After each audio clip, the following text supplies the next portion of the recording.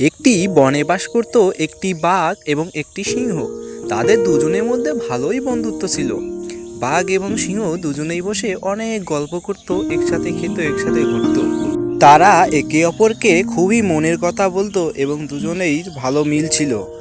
একদিন তাদের পাশ দিয়ে হঠাৎ একটি হরিণ দৌড়ে যায়। হরিণকে দেখে তারাও পিছু পিছু ছুটে যায়।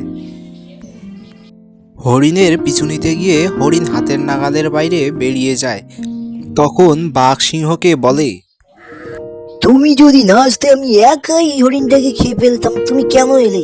আবার সিংহ বাঘকে বলে, এই তোমার কারণেই তো হরিণ পালিয়ে গেল, তোমার কারণেই তুমি প্রধান সমস্যা। চুপ করো, তুমি না থাকলে আজ আমি হরিণটাকে মজা করে খেতাম। তুমি তো আমার শত্রু, তোমার জন্যই আজ আমি হরিণটাকে খেতে পারলাম না। যাও আমার শত্রুকে থাকো। এভাবেই বাঘ এবং সিংহের মধ্যে এই হরিণকে নিয়ে ঝগড়া শুরু হয়। তারা একে অপরের দোষ দিতে থাকে। হঠাৎ একটি বানর উপর থেকে তাদের বলে, আরে ভাই, তোমরা কেন নিজেদের দিকে দোষ দিচ্ছ? তোমাদের নিজেদের কারণেই তো আজ হরিণ তোমাদের হাত থেকে বেরিয়ে চলে গেল। তোমরা যদি একসাথে কাজ করতে তাহলে এটা হতো না। শুনে রাখো, একতাই কিন্তু বল। একতার কাছে কোনো অহংকার গুরুত্ব নয়, একতার কাছে সব কিছুই হার মানে।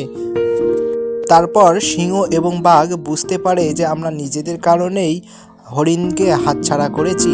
আজ আমরা যদি একসাথে থেকে কাজ করতাম তাহলে কিন্তু হরিণ আমাদের শিকার হতো। আজকে এই গল্পের শিক্ষণীয় বিষয় হলো সহযোগিতা ও একতা হচ্ছে সব অহংকারের চেয়ে বড় শক্তি। অহংকার কখনো বড় হতে পারে না।